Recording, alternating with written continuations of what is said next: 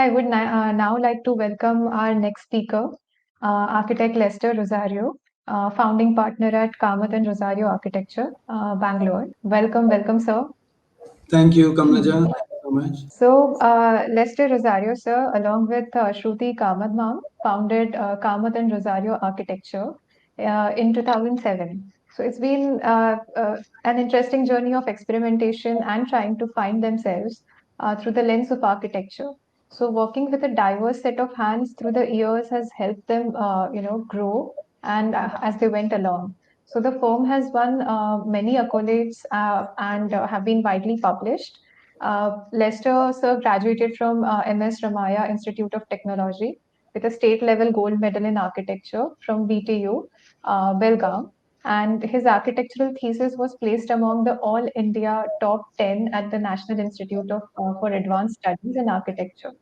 So a period of constant exploration followed as he worked with architects in Bangalore.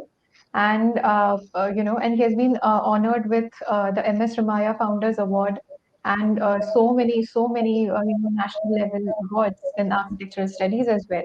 So in 2007, he teamed up with Smruti Kamat ma'am to create Kamat and Rozario Architecture in Bangalore.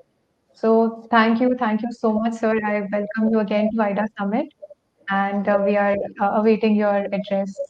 Okay. Thank you so much, Kamlaja, for that introduction. And that reminds me too that I need to change that introduction. I think I wrote that like a long time back, and it's still No the worries, same. no worries. So anyway, yeah. So I think thank there are you. many more achievements that could have been added now. Like by now, I'm pretty sure. Yeah. So that was something that was written a really long time back, and I just sent that out anyway. Yeah. So thank you, IIDA and Architects Diary, for having me as a part of this panel discussion. There are a lot of other eminent architects here, and the two of them have given such great insights into their work. Um, so now coming to the conference, architecture and beyond, building communities by the people and for the people. So I actually am going to speak about a few of our projects actually because the topic was on homes. So I've put together three homes which I'm going to present. And actually, so if you look at when you're building communities, the basic building block of a community is a home. So I'm going to Right. talk about that basic building block. Yeah, so coming to our practice, we're a 15-year-old practice, which me and Smriti started like a long time back. And yeah, so I'll before getting into the projects, I'll just give you a little bit of what we did along the way. Just a few projects, few initial works, and then I'll get into three projects in detail. I mean, this was one of our very initial projects. I think so. I came to Bangalore to study architecture and then stayed on after that. So, I mean, without too many roots here, so initially it was quite hard to, get the whole practice started. And I think we started by doing like these very small projects. And I think so. This was one of our very initial works. This was actually a renovation that we did. So the client came to us with this house, and so I mean, I'm only showing you the part that kind of changed the exterior. I mean, we re-established a lot of the stuff inside, created a courtyard, and did all of that. But I mean, the idea for the exterior was very simple. These old houses had these porticos. I mean, the houses in the 80s had these porticos for a car park. So we decided to use that as a space, and we hung the entire first floor from the roof. So as you can see, there's this RCC wall which comes down because this couldn't take the weight, and we didn't want to bring anything further to the ground. So yeah, so this basically hung on top, and actually the other thing was, I mean, again because we were because of our initial work not being from here. So so the first project that we had was also, I mean, this project was also a vastu correction that we were doing for a particular building. So this block in front was actually a staircase block which we just plugged in the front. and that basically defined the entire building, and this is what we got. So I think initially, because projects were budgets were small, so I mean we try to innovate quite a bit in terms of recycling, upcycling materials. So these are just a few things that I'm just putting across. Like this was an interior that we had done. This is I think a lot of these are award winning, but I mean I won't touch upon that. Like this was. An office interior where the blockboard scrap that we had after finishing the interiors was used to create these panels. Then this was an interactive wall again for an ad agency where they wanted something that they could change every day when they came inside, like an interactive facade. So right next to the site there was a scan factory, and we got their waste cans, put a magnet in it, painted it, and created this wall. So you could actually pull these cans and move it around, make whatever you wanted to with that. The light fixture that you see below is actually a light fixture made from truck clutch plates. So these are the clutch plates that you see below, and so we did a perforated sheet, connected the two, and created this interesting light fixture. This is actually a room partition which is created with borewell rings.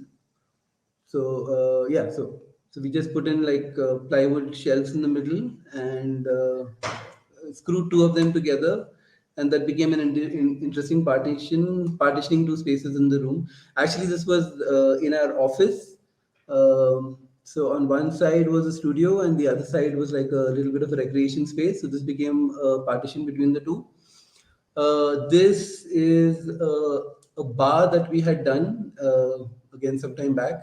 So we basically use beer bottles and put it in a drum, and when you light it up, you have an interesting, light coming through these beer bottles seen below.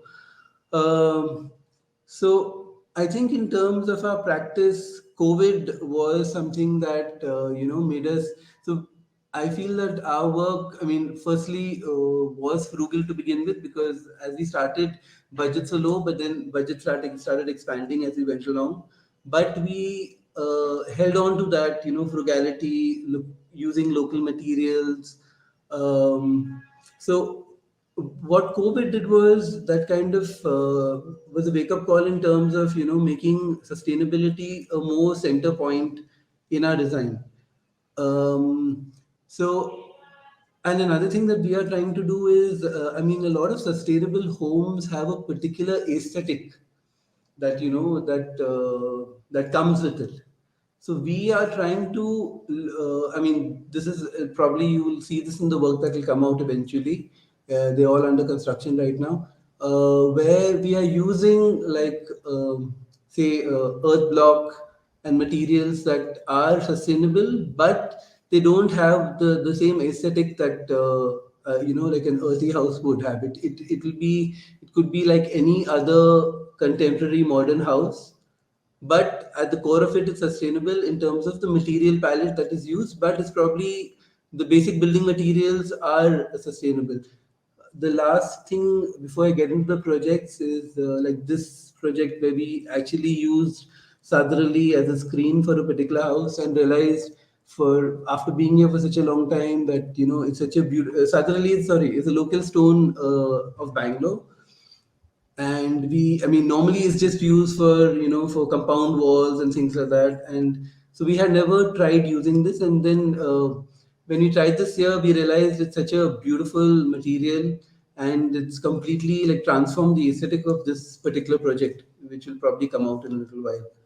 Okay, so now getting into the three projects that I spoke about. The first one is called Renuka.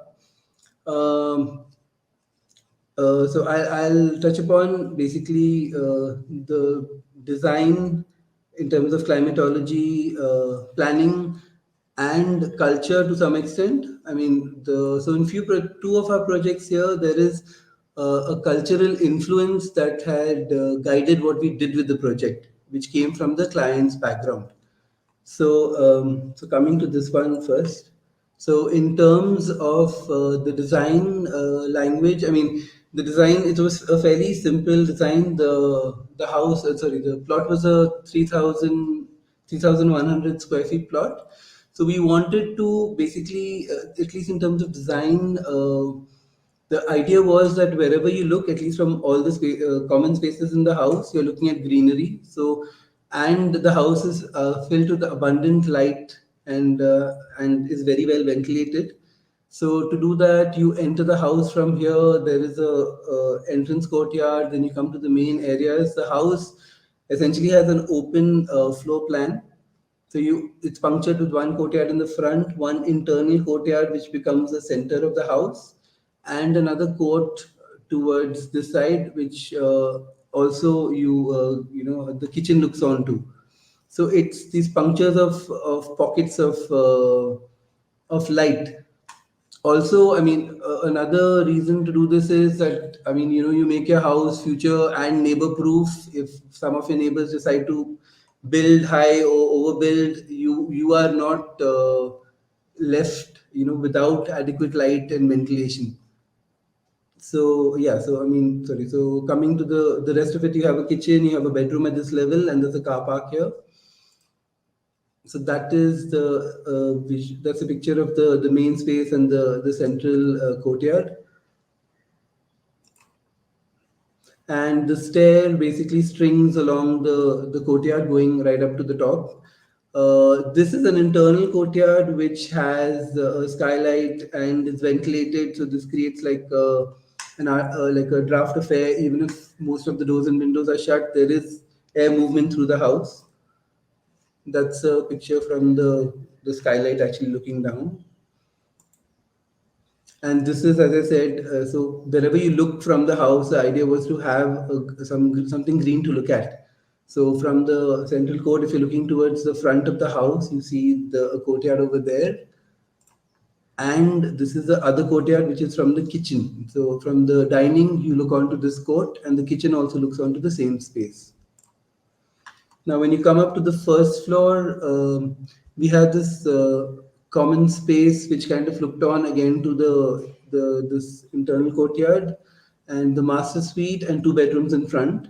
Um, the bedrooms which looked onto the street, so the most striking feature I think in this house is in the front elevation is that screen. The idea of the screen actually came from the kids room. So, to create something playful from the inside, we introduced a screen, and that kind of became the defining element for the house from the outside. Um, so yeah, so you come up to the first floor. This is the main stair. That's the courtyard, and there are louvers here which allow ventilation through the day and night.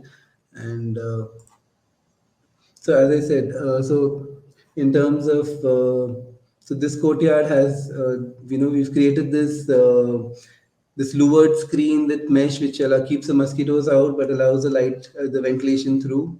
And so on this side also there's one court here and the other court. So in section you're looking at green again on both sides. Another thing also that we did was, I mean, we tend to do this in our projects is try to keep the scale low for housing projects as such. So as you see, the massing of the house kind of steps up. So it's like a single floor, then it goes higher, and based on requirement, we needed to go like another floor. But the way we stepped it up, this part of the house is not visible at all. Coming to a little bit of the culture in the cultural aspect that we integrated into this project was the idea of fulkari. So this is a screen scene from the screen scene from the kids' room. So as you see here, there's this pattern that repeats itself. You would see it on the walls, even on the cabinets, on the floor as well.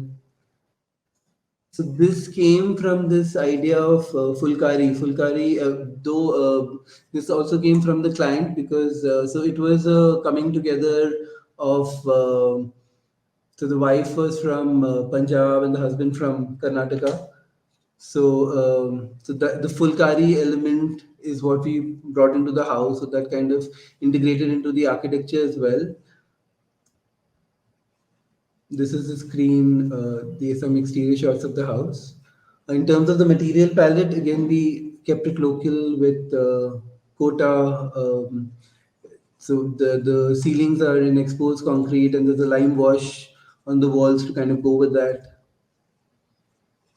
So this is a screen seen from the upper floor. So the one of the bedrooms kind of opens up to the space above the car park, which becomes a connection to the street below. So that gives it an interesting scale as well, and that's what you see from the street. Coming to our the second project, so this is called Big Little House. Reason is that so here what we tried to do was to so because I mean the site was actually 1,500 square feet, and so we wanted to like experiment here and I mean we are trying to see whether even on a small scale plot you can get a feeling of a very large house. So that's why it's called Big Little House.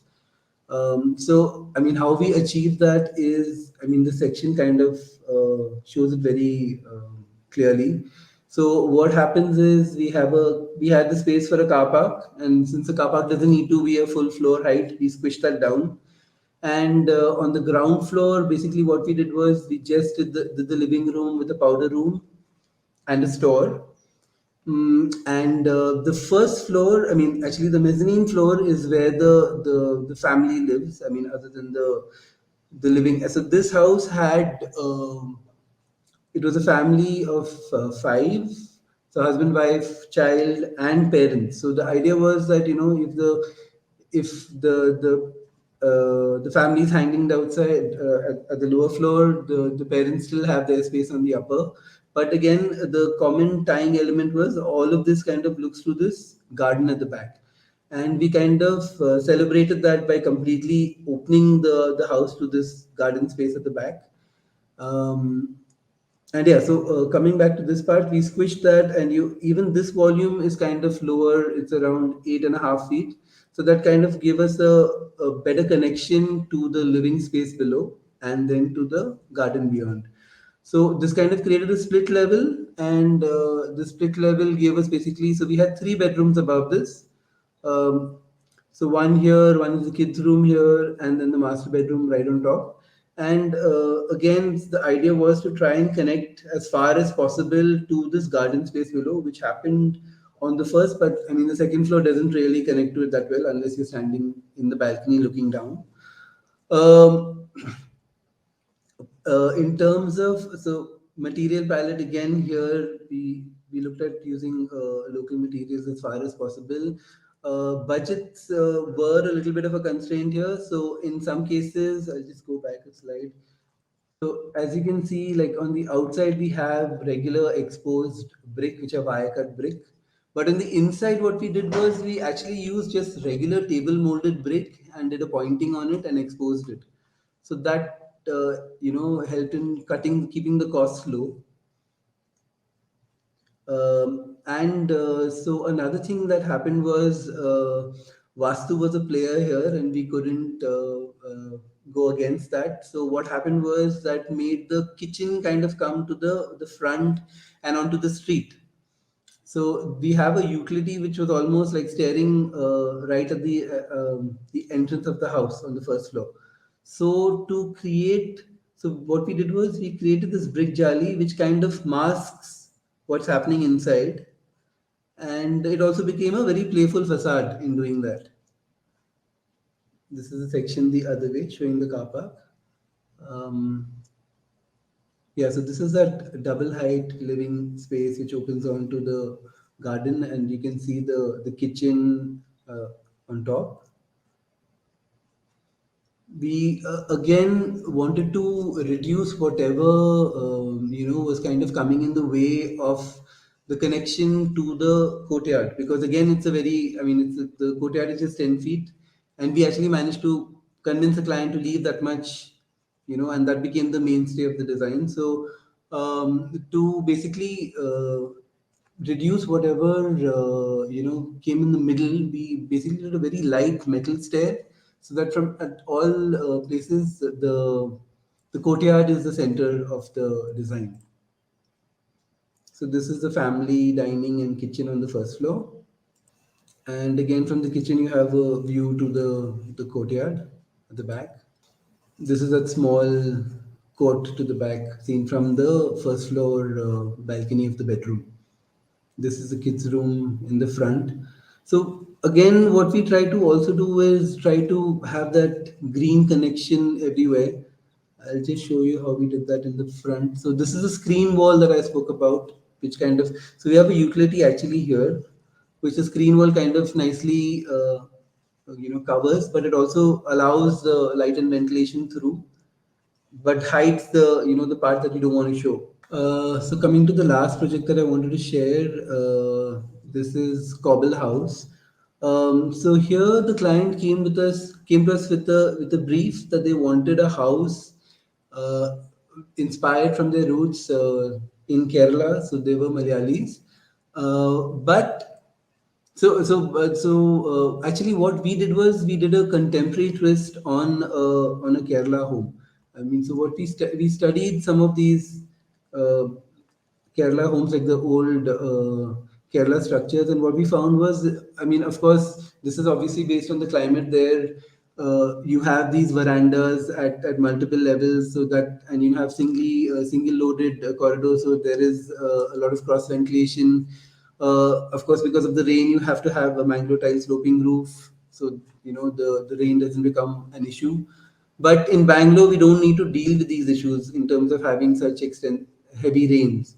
So we took these elements and we like moved it to different places in the house. So as you can see, towards the street, the house faces north south, and on the east and west you have the brick facade that I showed you in the first slide. This is inspired by the house that I showed you, the typical house where you have these verandas at various levels. So here we kind of took that up on the ground on the first floor, and the front of the house faces south. So this also basically helped in cutting out some of the glare, but allowed the ventilation through. And another thing that we also looked at was a typical Kerala column. And what we did was we did a contemporary interpretation of that. So we took the profile of it and cut it out in sheet metal and created like a contemporary column out of inspired by traditional Kerala column. Coming to the planning of this house, it was fairly simple. The house actually is inside a gated community, so the house, as you can see, the house has no compound wall. It completely opens up to the street. At the back, it faces the common community garden.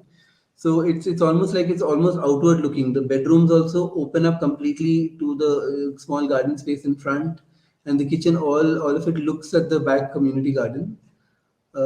We have two bedrooms on the three bedrooms on the upper floor with the family room. That's the entrance of the house. And so the east and west of the house, we basically, what we did was we took the brick. I mean, we took the terracotta from the roof and we put it on the side, and we cobbled the structure out. I mean, this was also kind of relating to a sloping roof, but it's actually on the wall on the side of the structure. And this also helped in the thermal massing of the building. So the thicker walls on the side, and the house kind of opens up to the north and south, having the lighter masses towards that direction and the heavier on the two sides. And that was what that did for us is the cobbling basically created a nice canvas on the inside. The inner part of the house did not need any work in terms of the aesthetic. The cobbling and the outside created this very interesting texture which runs through the entire house at all levels, and that again became the mainstay of the design. This is yeah the so the we have a family room which opens up to the backyard, and I think when we finished this community garden was not fully developed. Now it is, and we also brought in the cane which is again a Kerala element into the house. And yes, this is the ground floor bedroom opening up to the street. The stair which connects the two floors. And this is the first floor, which where you can completely open up the doors and it opens up to the street in front. So a few pictures of the cobbling and the column. So as you can see in all projects, we've like cut out like a green space in each project. So this is a very I mean it's an idea. So that if each house starts leaving like a small negative space, we could probably go from here to here, and the entire fabric of the city will hopefully breathe ultimately. Yeah, that's it. Thank you so much. Sorry, I think I ended that Yes, little. and no, no, no, Pari. Yeah. So, thank you so much for showcasing your wonderful designs. And it's really amazing how you have infused this Indianness into these modern homes. So, in the articulate process that follows throughout the design process, it was really insightful. So, Thank thank you so you. much again. Yes. Thank you, Kamraja. Uh,